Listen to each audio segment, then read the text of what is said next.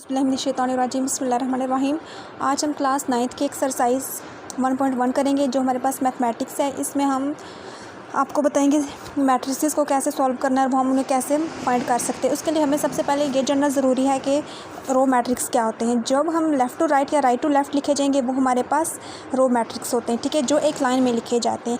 इसके बाद हमारे पास कॉलम आते हैं। कॉलम वो मैट्रिक्स होते हैं जो टॉप टू बॉटम से लिखे जाते हैं, इनके जो ऊपर से नीचे की तरफ आ जाते हैं। इसी तरह हमने ऑर्डर मालूम करना होता है। ऑर्डर मालूम करने के लिए हमें एम रोज़ और एन कॉलम्स होते हैं। मीन्स के जो रोज़ होती हैं हम उन्हें एम से शो करते हैं और जो कॉलम होता है हम उन्हें एन से शो करते हैं, ठीक है। उसके लिए हमने एम और एन का लफ्ज़ इस्तेमाल करें और साथ में हमने लिखना है ऑर्डर क्या, M minus by minus N, ठीक है, या M dash by dash N, आप लोग कुछ भी इस्तेमाल कर सकते हैं, ठीक है। और ऑर्डर हमारे पास वो एम जो है वो रोज़ को शो करेगा और जो कॉलम है वो हमारे एन शो करेगा। इसके लिए अब हम सवाल नंबर 1 करेंगे। जैसे कि हमें यहाँ पे बताया गया है कि क्वेश्चन नंबर 1 में कि find the order of the following matrices. अब ए इज़ इक्वल टू 2, -5, 3 और 6 है, ठीक है। अगर अब हम इसका ऑर्डर मालूम करना है तो हमें सबसे पहले क्या करना है, जैसे हमें आपको यहाँ पे बताऊँगी। जैसे हम सबसे पहले रोज़ लिखेंगे, ठीक है। रोज़ लिखेंगे तो रोज़ हमारे पास कितनी यहाँ पे आ रही हैं। रोज़ को मैंने आपको पहले कहा था कि एम से शो करेंगे तो रोज़ हमारे पास कितनी है। रोज़ हमारे पास क्या है, ये 2 और 3 एक रो है और -5 और 6 ये हमारे पास दूसरी रो है। तो ये हमारे पास रोज़ 2 आ गई। उसके बाद हम लिखेंगे कॉलम लिखेंगे। कॉलम को हम एन से शो करेंगे और कॉलम देखो हमारे पास क्या आते हैं, 2 और -5 एक कॉलम हो गया, 3 और 6 दूसरा कॉलम हो गया और ये हमारे पास यहाँ पे 2 आ जाएगा। इसी तरह अगर हम लिखें ऑर्डर ऑफ़ ए, अब हमने इसका ऑर्डर मालूम करना था।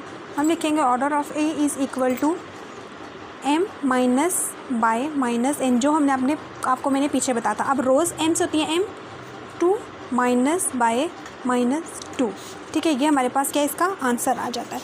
अब देखो जैसे कि अब ये है, ये हमारे पास 2 और 0, ये हमारे पास एक रो गया है, 3 और 5 दूसरी रो गई है। अब यहाँ पे हमारे पास 2 रोज़ आ गई हैं और इसी तरह हमारे पास 2 कॉलम आ गए। अब ये सिर्फ हमारे पास क्या देखो एक लिखा हुआ है, ये तो हमारे पास एक रो है लेकिन ये हमारे पास 2 कॉलम, एक ये और एक ये हमारे पास 2 कॉलम है, ठीक है। अगर इसको देखा जाए तो ये हमारे पास सबसे पहले हम रोज़ बोलते हैं, ये एक ये रो है, दूसरी ये रो है, तीसरी ये रो है। अब ये 3 रोज़ हो गई हैं और एक कॉलम हो गया हमारे पास। इसी तरह अगर इसको देखा जाए तो ए और डी एक रो गया है, बी और ई दूसरी रो गया है, सी और एफ तीसरी रो गया और इसी तरह हमारे पास ये 2 कॉलम्स हो गए। आप लोग देखा जाए ये एक जैसे लाइंस लगी हुई हैं, ठीक है। इस तरह जितनी भी लाइंस में लिखा जाएगा, ठीक है। जैसे अब इनको देखा जाए तो 1 2 3 रोज़ हो गई हमारे पास। अगर इनको देखा जाए तो 1 2 3 ऐसे हम कॉलम्स को हम शो कर सकते हैं, ठीक है। इसलिए इसी तरह अगर आप लोग देखो ये एक है, क्वेश्चन नंबर एफ में देखो एक ही रो है और एक ही कॉलम है। अब अच्छा देखो अगर हम जी वाला देखें तो ठीक है, अब यहाँ पे जी वाला देखें अगर हम तो 2 1 2 3 2 4 0 3 5 लिखा हुआ है। अभी देखो इसी में भी हमारे पास 3 रोज़ आ रही हैं, 3 कॉलम्स आ रहे हैं। फिर हमने लिखना है ऑर्डर ऑफ जी का ऑर्डर हमने मालूम करना है और ये 3/3 का कॉलम बन गया है, ठीक है। कैसे, ये एक रो ये है, दूसरी रो ये है, तीसरी रो ये है, एक कॉलम दूसरा कॉलम तीसरा कॉलम और ये आपने इस तरह फिल कर देना है, ठीक है। और फिर ये हमारे पास एच वाला भी इसी तरह आ जाता है कि कितनी रोज़ है, रोज़ को हमने एम से शो करना है और कॉलम को हमने एन से शो करना है, ठीक है। रोज़ और कॉलम हो गया, फिर ऑर्डर ऑफ एच है तो एच वाला हो गया, ठीक है। अब मैं आपको एक दफ़ा इसका रिव्यू फुल दे देती हूँ, आप लोग देख लेंगे। मेरी छोटी भतीजी है, उसने बस बहुत ही गंद डाल दिया है, तो आप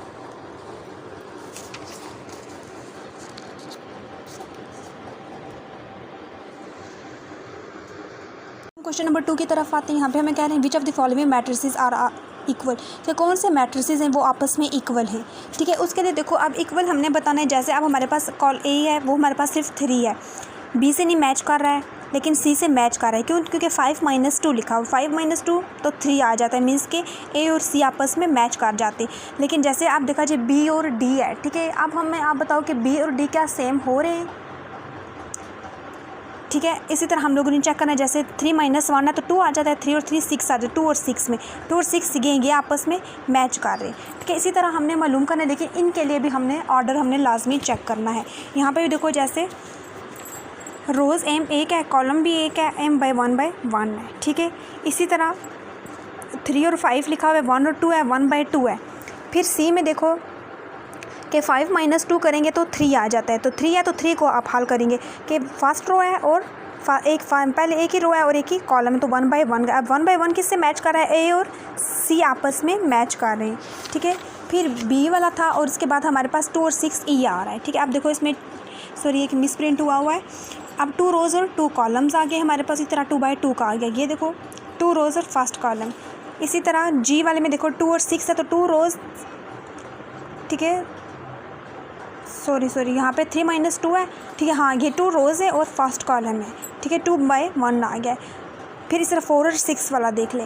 अब देखो जैसे हमने पीछे किया था, आपको मैंने बताया था कि क्या ये 3 और 5 है, 1/2 था, ठीक है, तो ये भी हमारे पास देखो 1/2 आ रहा है। 3 और ये 5 वाला भी आपस में मैच कर जाते हैं। तो हमने इनको इक्वल करके शो बताना होता है कि ये मैट्रिक्स हमें किससे मैच कर रहा है, ठीक है। जैसे अगर आप लोग देखें क्वेश्चन नंबर 2 में, ठीक है, तो आप इसके एक शॉर्ट फॉर्म ये भी लिख सकते हैं कि A = 3 है। इसको हम लोग जब इसका करेंगे, रोज़ को हम M से शो करते हैं और कॉलम को हम लोग N से शो करते हैं।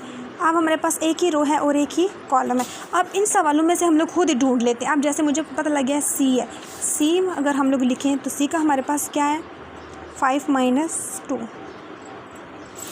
5 - 2 करें तो 3 आता है। अब 3 को हम लें, 3 अब हम 3 को लेके हल करेंगे तो 3 में हमारे पास R = M = 1 रो, कॉलम C = N = 1, ठीक है। फर्स्ट और फर्स्ट कॉलम में अब ऑर्डर ऑफ A था यहाँ पे आप लोग लिख सकते हैं order of A = M - by - M, यानी कि 1 - by -1 आ जाता है। इसी तरह अगर ऑर्डर ऑफ C लिखेंगे आप लोग तो हमारे पास आ जाएगा M - by -N, मीन्स के 1 - by -1। अब देखो ये एयर से गया तो आप लोग लिख सकते हैं कि A = C, कि ये हमारे पास दो मैट्रिक्स आपस में सेम हो गए, ठीक है। इसी तरह आप क्वेश्चन नंबर 3 है कि find the values of A B C D which satisfy the matrix equation, ठीक है। अब हमने सॉल्व करेंगे, बहुत इंपॉर्टेंट क्वेश्चन है और बहुत ही ईजी है। इसके लिए देखो आप लोगों ने करना है A + C = 0, A + 2B = -7, C - 1 = 3, 4D - 6 = 2D, इस तरह, ठीक है। इक्वेशंस को हमने 4 नाम दे देने। चलिए हम इसको सॉल्व करके मैं आपको बताती हूँ कैसे सॉल्व होता है, तो आपको ज़्यादा आसानी से समझ आ जाएगी। जैसे A + C = 0 equation 1, A + 2B = -7 equation 2, C - 1 = 3 equation 3, 4D - 6 = 2D। ये हमारे पास हो गया। अब हमने खुद ही देखो कह सकते हैं जब 4 इक्वेशंस हों तो हम खुद के कौन से एक इक्वेशन को लेंगे, उसको हल करेंगे तो हमारे पास एक वैल्यू आ जाएगी। अगर देखा जाए तो इसमें भी 2 वेरिएबल्स हो रहे हैं, साथ में कांस्टेंट भी हो रहा है, यहाँ पे भी है, ठीक है। इसी तरह इक्वेशन नंबर 4 में भी है, चारों में आ रहे हैं। लेकिन देखो A और C में है तो ये = 0 है, तो ये हमें सॉल्व करना ज़्यादा ईजी हो जाएगा, ठीक है। तो हम क्या लिखेंगे, इसके अलावा एक और हमारे पास आती है C - 1 = 3, ठीक है। ये बल्कि ज़्यादा है क्योंकि A + C करेंगे तो A = -C वैल्यू, हम C - 1 = 3 की इक्वेशन हम लोग लेंगे। हमने ली C - 1 = 3, टेक इक्वेशन 3, C = 3, ये माइनस में था, इस तरफ आके प्लस हो गया तो ये 4 हो गया। अब हमारे पास C की वैल्यू आ गई है। अब हम देखेंगे C की वैल्यू किस में पुट करेंगे तो हमारे पास आंसर आ जाएगा। उसके बाद हमारे पास आ जाती है equation 4D - 6 = 2D, equation number 4, 4D - 6 = 2D, 4D - 2D plus में था, इस तरफ आके माइनस में हो गया है, ये माइनस में था, इस तरफ आके प्लस में हो गया। 2D 4 में से 2 माइनस करेंगे तो 2D आ जाएगा = 6 आ जाएगा। तो D = 6/2 करेंगे तो कटिंग 2 1 2, 2 3 6 आ गया, तो D = 3 आ गया। अब हमने वैल्यूज़ को पुट करना है C में, ठीक है, कि A + C इनके इक्वेशन 1 में A + C = 0 है, A + C की हमारे पास 4 आई थी तो 4 वैल्यू पुट कर दी तो A = -4 आ गया। अब हमने कहा है कि A की वैल्यू हम पुट करेंगे इक्वेशन नंबर 2 में, A - 2B = -7, A की जगह -4 पुट करेंगे, प्लस 2B = -7, 2B इधर ही लिखा रहने देंगे, ये -4 है, इस तरफ जाके प्लस बन जाएगा और -7 एज इट इज़ रहेगा।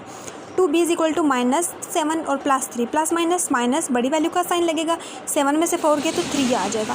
फिर इस तरह B = -3/2 आ गया। ये आपके 4 इक्वेशंस थी, इन 4 इक्वेशंस को हमने सॉल्व किया तो A B C D चारों के हमने वैल्यूज़ निकाल ली, ठीक है। तो आज का एक्सरसाइज हमारी कंप्लीट हो गया है। उम्मीद है कि आपको समझ आई होगी, ठीक है। अल्लाह हाफिज़ और दुआओं में याद रखिएगा।